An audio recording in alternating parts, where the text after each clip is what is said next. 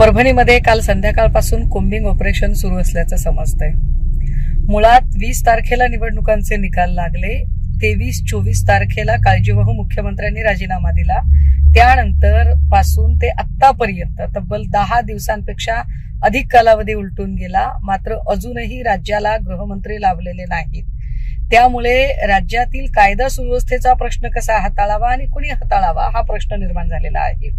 परभणी हा अत्यंत संवेदनशील एरिया आहे। सगळे आंबेडकरी चळवळीतल्या पॅन्थरांचं निवासस्थान परभणीमध्ये आहे। अशी परिस्थिती असताना आणि विश्वरत्न डॉक्टर बाबासाहेब आंबेडकरांच्या पुतळ्याजवळ संविधानाची प्रतिकृती उद्ध्वस्त केली जात असताना त्याची प्रतिक्रिया येणं अत्यंत सहज स्वाभाविक होतं।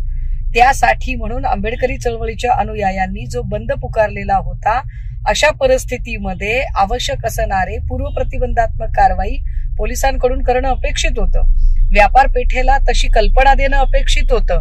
एकदा जर बंद पुकारला आहे तर व्यापार पेठेकडून सुद्धा त्या बंदला प्रतिसाद देणं अपेक्षित होतं। परंतु जेव्हा ती घटना घडली नाही किंवा त्या बंदला प्रतिसाद संमिश्र स्वरूपाचा किंवा काही लोकांनी त्याची दुकानं चालू ठेवली, त्यावेळेला संतप्त आंबेडकरी अनुयायांनी काही दुकानं बंद होण्यासाठी जी पावलं उचलली, अर्थात त्याचं समर्थन करता येत नाही, परंतु अशी घटना घडण्याला कारणीभूत ही इथली पोलीस व्यवस्था आहे, इथलं गृह खातं आहे। मात्र गृह खातं असं का वागतं? कारण गृह खात्याला कुणी निर्देश देणारा मंत्रीच अस्तित्वात नसेल तर करायचं काय?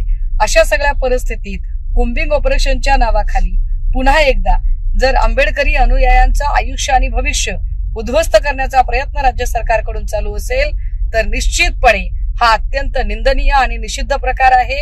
घडलेल्या घटनेची चौकशी करण्यापेक्षा कोम्बिंग ऑपरेशनच्या नावाखाली अशा पिढ्या उद्ध्वस्त करणं आणि बर्बाद करणं याचा आम्ही तीव्र शब्दामध्ये निषेध करतो।